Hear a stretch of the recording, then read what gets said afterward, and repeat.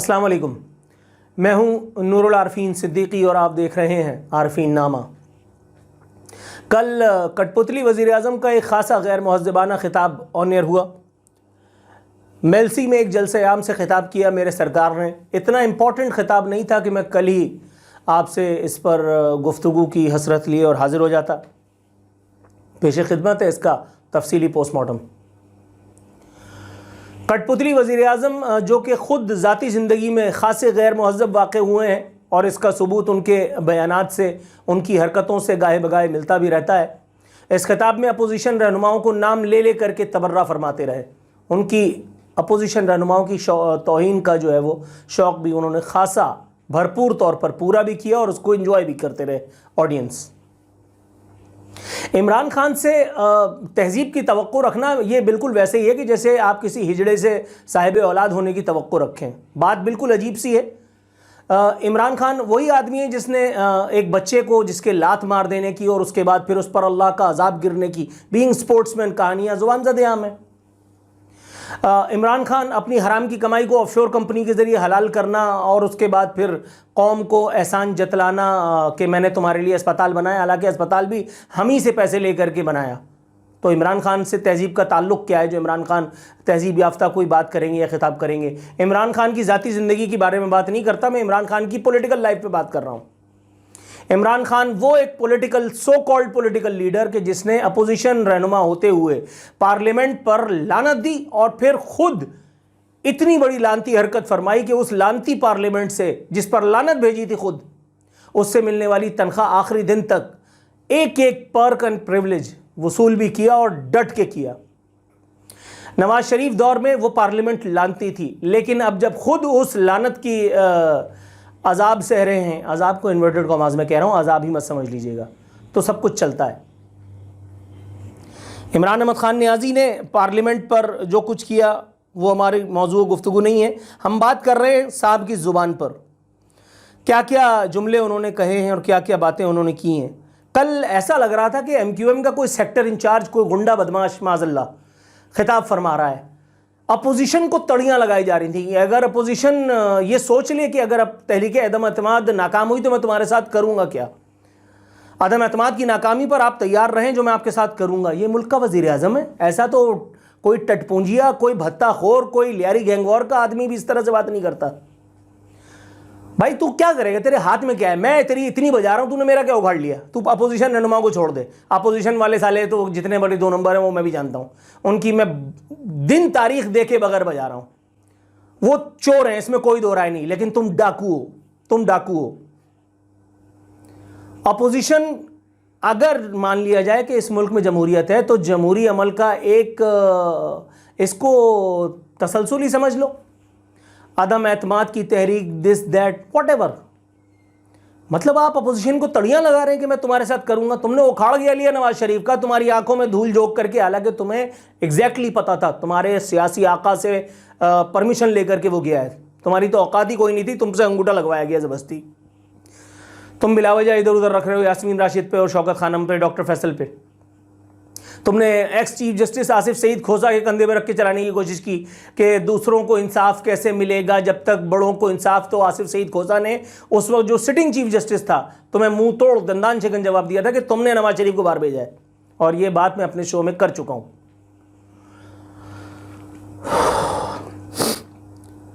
आप मुल्क के वजीर आजम हैं, आपके सामने मेडिकल NRO लेकर के नवाज शरीफ मुल्क से बाहर चला गया, आपकी रिट कद्दू की भी नहीं रह गई। मैं पहले दिन से कहता रहा कि तुम नवाज शरीफ और आसिफ अली जरदारी की मूंछ का बाल नहीं तोड़ पाओगे। एग्जैक्टली ऐसे ही हुआ। जरदारी मेडिकल NRO लेकर के उस साइड पे बैठा है, जरदारी का लौंडा बोल रहा है मुल्क में सियासत करता जा रहा है, अगर तो इसे सियासत मान लिया जाए। तुमने क्या उखाड़ लिया माँ सिवाय उन पर कीचड़ उछालने के? तुम्हारे हाथ में क्या है? मैं एक छोटे मोटे काउंसिलर की इसलिए मान लूंगा थोड़ी बहुत कि उसके हाथ में कम से कम गली मोहल्ले की सेवरेज लाइनें दुरुस्त करवाना तो होगा। तुम्हारे हाथ में तो वो भी नहीं है। तुम कहने को मुल्क के वजीर आजम हो, तड़ियां लगा रहे हो बैठ के। फरमाते हैं कि इमरान खान ना आज तक किसी के सामने झुका है और जब तक जिंदा है अपनी कौम को किसी के सामने नहीं झुकने देगा। तुम्हारी ज़िंदगी वैसे भी भाई हमारे लिए बड़ी तकलीफ़ का बायस है, लेकिन मैं तुम्हें बद्दुआ नहीं देता। मैं तुम्हें बद्दुआ नहीं देता इसलिए कि तुम जैसों की उम्र ज़्यादा होती है, तवील होती है, क्योंकि अल्लाह रब्बुल इज़्ज़त ने, जैसे अल्ताफ़ हुसैन है वैसे ही तुम हो, तुम लोगों को दिखाना होता है, तुम लोगों को दिखाना होता है हवादिस ज़माना। तुम खुद यहाँ बैठ करके अपनी ज़िल्लत का जो है वो देखोगे, तुम देखोगे कि तुम्हारे साथ क्या क्या एपिसोड्स हो रही हैं इसी एक मुल्क में जहाँ तुम्हें लोगों ने सराखों पर बिठाया था, जिस पे पप्पा जानी ने तुम्हें वज़ीर आज़म बना करके बिठा दिया अपने पेट की खर्च से। अपने पापी पेट के लिए उन्होंने तुम्हें वज़ीर आज़म बना करके दुनिया के सामने सलामी के चबूतरे पर चढ़ा दिया। हालांकि दुनिया को पता है इस मुल्क का असल हाकिम कौन है। जो बाइडेन तुम्हें इसीलिए फ़ोन नहीं कर रहा, मोदी तुमसे इसीलिए बात नहीं करता, हालांकि मोदी की जितनी 2 पैसे की औकात है वो दुनिया जानती है। तुम कह रहे हो कि इमरान खान किसी के सामने नहीं झुका। मैं दावा नहीं कर रहा, मैं मतलब इसको क्या कहूँ, इस बारे में मैं क्या कहूँ, मतलब तुमसे बड़ा गैम्बलर शायद ही कोई हो पाकिस्तान की तारीख में। 22 साल जिस जद्दोजहद की तुम बात कर रहे हो, उस जद्दोजहद को तुमने जहां ले जा करके लैंड करवाया है, सिर्फ एक कॉम्प्रोमाइज़ तुमने किया, वो अचकन पहनने के लिए। तुम्हारी सारी ज़िंदगी अगर पॉलिटिकल लाइफ की बात की जाए तो उस एक मूव के बाद 0/0 हो गई। तुमने जिन लोगों को तुम मतून करते थे, जिस इस्टेब्लिशमेंट को तुम मतून किया करते थे, जिस पर तुम क़िताल का इल्ज़ाम लगाते थे, जिस पर तुम वज़ीरिस्तान में वाना में क़िताल का इल्ज़ाम लगाते थे, तुमने उन्हीं से साजबाज के ज़रिए, जनरल शुजा पाशा इस्टेब्लिशमेंट का ही हिस्सा था ना। जनरल शुजा पाशा से ऊपर भी कोई था उस वक्त। शुजा पाशा अपनी मर्ज़ी से तो कुल खेल नहीं रहा था, और Shuja Pasha x DG ISI था। DG ISI का मतलब समझते हो ना, वही जिनके बूट पे तुमने सर रख करके, माथा रख करके और अपनी वफ़ाओं का, अपनी अतात का यकीन दिलाया। उसके बाद शुजा पाशा ने साकिब निसार को ऑफ आज़ाद अदलिया ऑन बोर्ड लिया और फिर तुम्हें इख्तिदार में लाने के लिए एक तवील चक्कर ज़िंदगी ने काटा। तुम नहीं झुके ज़िंदगी में, मैं तो हैरान हूँ। मतलब तुमने ये बात कैसे कर दी। वज़ीर आज़म ने अपोजिशन रहनुमाओं को सख्त तनकीद का निशाना बनाया और तकरीर में उनके नाम भी बिगाड़ते रहे। कोई सही दिमाग आदमी ये हरकत करेगा, कतई नज़र इसके कि वो वज़ीर आज़म है या कोई आम सियासी रहनुमा। फजलू कर रहा है, फजलू। अबे भाई, अगर तुझे नशई कोकेनी वगैरह कहते हैं वो लोग, तो फिर तुझे क्यों आग लगती है? फिर तू पीका के नाम का टीका लगाने आता है, हालांकि पीका भी चढ़ गया। मीडिया को खुड्डे लाइन लगाने की तुम्हारी कोई कोशिश अभी तक कामयाब नहीं हो पाई है। पैमरा के जरिए तुम थोड़ा बहुत उछल कूद कर रहे हो, करते रहो। कहते हैं मुजरिम नंबर 1 नवाज शरीफ, जो झूठ बोलकर बॉलीवुड की फिल्मों की अदाकारी करके मुल्क से बाहर चला गया। माजी में अटक जेल से झूठ बोलकर नवाज शरीफ बाहर भागा था। मुल्क के 3 मरतबा का वज़ीर आज़म और उसके बच्चे अरबों रुपए के महल में रहते हैं। जब पूछते हैं कि इसमें कोई शक नहीं कि नवाज शरीफ हर मरतबा चप्पल छोड़ के बाहर भागा, ये मैंने ऑन एयर कहा है। मेरे प्रोग्राम में नून लीगी आते हैं और मुंह की खाते हैं। मैं वीलॉग्स में भी कोई कसर नहीं उठा के रखता। मैंने धड़ल्ले से कहा है नवाज शरीफ को कि नवाज शरीफ चप्पल छोड़ के भागा है, ये मैंने ऑन एयर कहा है।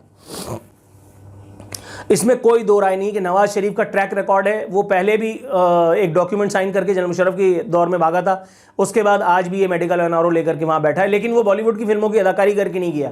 वो उसको तुम्हारे सियासी आका ने, तुम्हारे पीरो मुर्शिद ने, तुम्हारे गॉड फादर ने, तुम्हारे बॉस ने इसलिए उसको बाहर भिजवाया ताकि तुम सुकून से हुकूमत कर सको।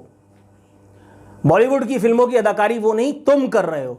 तुम ड्रामा कर रहे हो, तुम झूठ बोलने की कोशिश कर रहे हो, जैसे कि इस मुल्क में सारे ही यूथ ही हैं। उसके बच्चे बाहर रहते हैं, तुम्हारे बच्चे लाला मूसा में पल रहे हैं। उसके बच्चे अरबों रुपए के महल में रहते हैं, तुम 120 गज के घर में रह रहे हो। झूठ बोलूं तेरे मुंह पे। मजीद कहते हैं कि दूसरा मुजरिम है शहबाज शरीफ। अगर उसका पता करना है तो मखसूद चपड़ासी को ले आए, जिसके अकाउंट में 375 करोड़ रुपए आए। उन लोगों ने खेल लगाया हुआ है। भगोड़ा उसकी बेटी फौज को बुरा भला कहते हैं।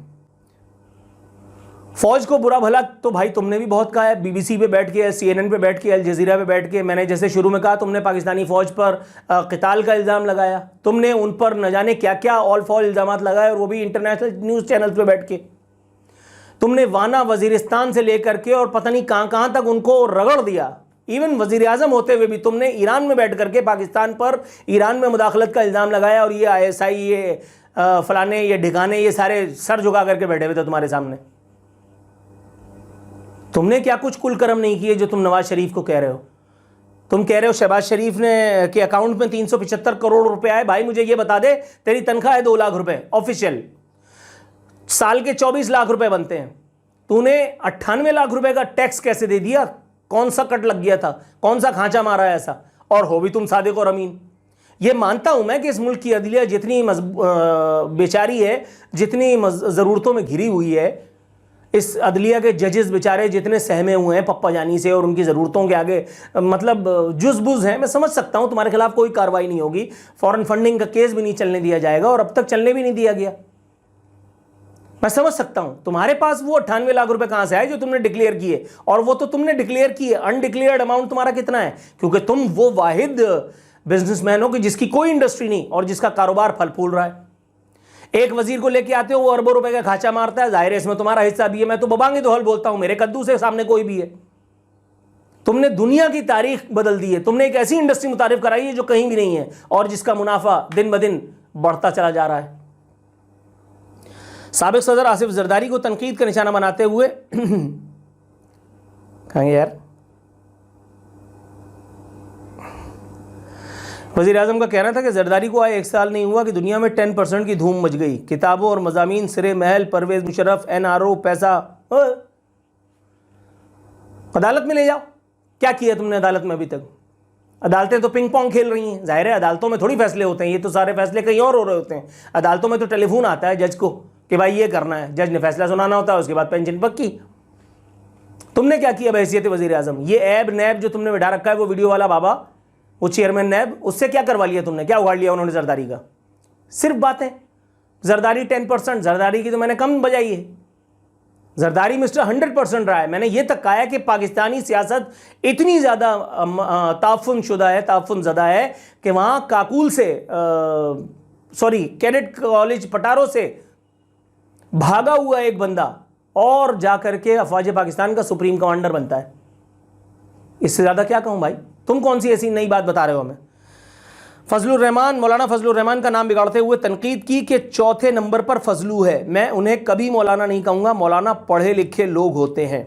फजलू डीजल परमिट बेचकर पैसे बनाता है। फजलू बताओ इन डाकुओं के होते हुए यहूदियों को साजिश करने की क्या ज़रूरत है? फजलू तुम्हारी और मेरी उम्र एक है, हमें सोचना चाहिए ऊपर वाला कब बुला ले। आपका वज़न भी ज़रा ज़्यादा है, आपको मतलब ये गली के थड़े पर बैठा हुआ कोई ऐसा टटपुंजिया बात कर रहा है, ये मुल्क का वज़ीर आज़म बात कर रहा है। मैं तो हैरान हूं, खुदा की कसम। आगे मीडिया से भी बात करते हैं। कहते हैं मीडिया का काम होता है लोगों को अच्छे बुरे की तमीज़ बताए, मीडिया की जिम्मेदारी है, आपके भी बच्चे हैं। मीडिया इन डाकुओं की हिमायत करने वालों से सवाल करे कि क्या आप अपने बच्चों को शोबाज, भगोड़ा नवाज शरीफ या फजलू डीजल जैसा बनाएंगे? क्या आप चाहते हैं कि आपका बेटा जरदारी की तरह बन जाए? हम बिल्कुल ये नहीं चाहेंगे, लेकिन हम ये भी नहीं चाहेंगे कि तुम अपनी बदजुबानी के रिकॉर्ड कायम करके पाकिस्तान को इंटरनेशनली इतना एम्बेरस करो जितना तुम इस वक्त कर रहे हो। और सब मजबूर हैं क्योंकि पप्पा जानी जिस मुल्क के वजीर आजम की एक, इस वक्त मैं एंकर तो नहीं, इस वक्त मैं वीलॉगर हूं, एक वीलॉगर बैठ करके इतनी धौंस रहा है जिसकी मैं नेशनल मीडिया पे बैठ करके इतनी ठोकता हूं, उस वजीर आजम की रिड समझते हो क्या होती है? इस वजारत उज़्मा से बेहतर है गली के किसी कोने पे बैठ करके पान की कोई दुकान खोलो, उस दुकान का शटर गिराना और उठाना कम से कम तुम्हारे इख्तियार में हो। यहां तुम्हारे इख्तियार में कुछ नहीं है मां सिवाय गालियां खाने के, और तुम्हें पड़ती रहेंगी जब तक तुम अपनी हरकतों से बाज नहीं आ जाते।